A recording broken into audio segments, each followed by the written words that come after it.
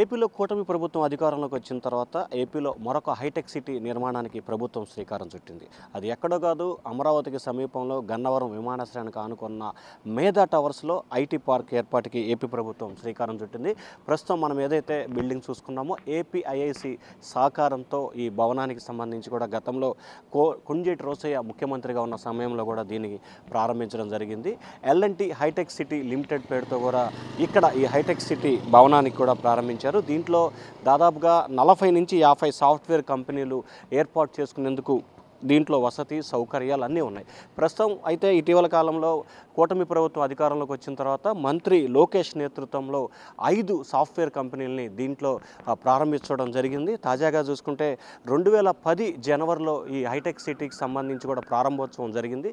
మేధా hitech city పేరుతో కూడా ఈ భవనాన్ని అప్పటి ప్రభుత్వం అంటే కాంగ్రెస్ ప్రభుత్వం 2010లో అంటే కాంగ్రెస్ ప్రభుత్వం రోసయ్య ముఖ్యమంత్రిగా ఉన్నప్పుడు దీన్ని ప్రారంభించారు. ఆ తర్వాత చంద్రబాబు జగన్ మళ్ళీ సీఎం చంద్రబాబు బాధ్యతలు స్వీకరించిన పరిస్థితి కనిపిస్తూ ఉంది.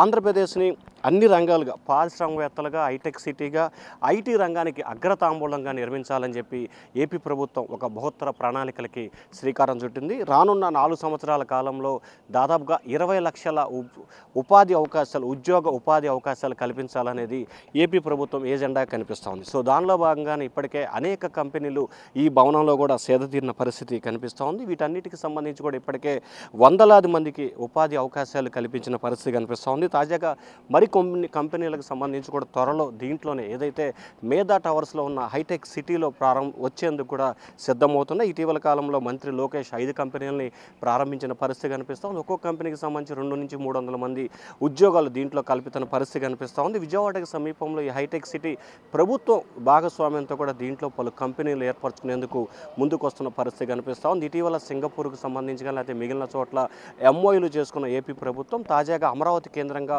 పలు హైటెక్ సిటీలకు సంబంధించి కూడా హైటెక్ సిటీలో కంపెనీలు ఏర్పాటు చేసేందుకు ఆయా కంపెనీలు ముందుకు వస్తున్న పరిస్థితి కనిపిస్తూ ఉంది. Vote studio.